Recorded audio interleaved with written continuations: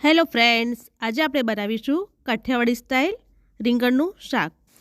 આજે આપણે ગ્રેવીવાળા રીંગણનું શાક બનાવીશું, જેના માટે આ ગ્રીન કલરના મેં રીંગણ લીધા છે, જે એકદમ તાજા એકદમ સરસ રીંગણ છે કૂણા। અને આ 4 નંગ ટામેટાં લીધા છે। બંનેને એકદમ સારી રીતે આપણે વોશ કરી લઈશું। હવે રીંગણના ડીટાનો ભાગ કાઢી અને આપણે ઊભી ચીરીમાં આપણે રીંગણને કટ કરીશું।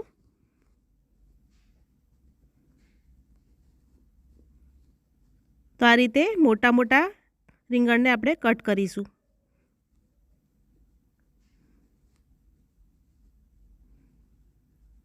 તમે જોઈ શકો છો એકદમ સરસ કૂણા બી વગરના રીંગણ છે। હવે આપણે તેમાં પાણી એડ કરીશું, જેથી રીંગણ કાળા ના પડે। હવે આપણે એક કઢાઈમાં વઘાર માટે તેલ મૂકીશું। તેલ આપણે થોડું ચડિયાતું લીધું છે। રાઈ ઉમેરીશું। રાઈ તતરે એટલે હિંગ, અને આપણે જે રીંગણ સુધારીને તૈયાર રાખ્યા હતા તે ઉમેરીશું। અને પહેલાં આપણે આવી રીતે તેને ફ્રાય કરીશું। 2 થી 3 મિનિટ માટે આવી રીતે તેને ફ્રાય કરીશું અને ઢાંકીને તેને ચડવા દઈશું।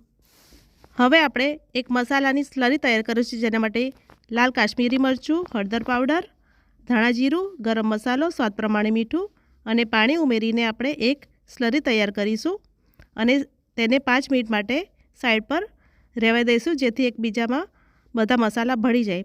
વચ્ચે આપણે રીંગણને ચેક કરતા રહીશું અને હલાવતા રહીશું।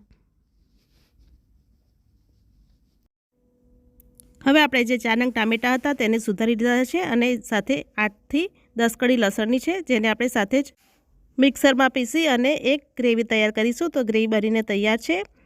હવે આપણે આ શાકને હલાવી દઈશું। તમે જોઈ શકો છો રીંગણ એકદમ સરસ ચડી ગયા છે। ચેક કરી લઈશું।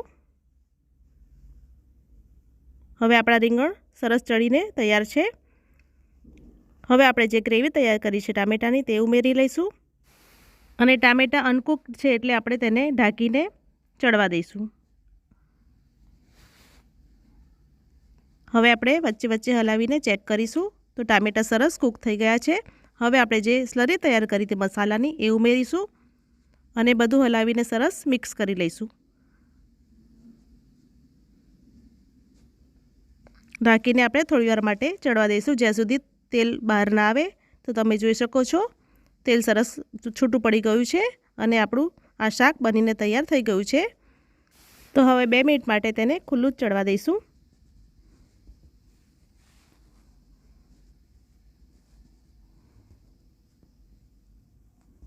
તો તમે જોઈ શકો છો આપણું સરસ એકદમ સરસ કાઠિયાવાડી સ્ટાઇલ રીંગણનું શાક બનીને તૈયાર છે। રીંગણ એકદમ આખા રહ્યા છે।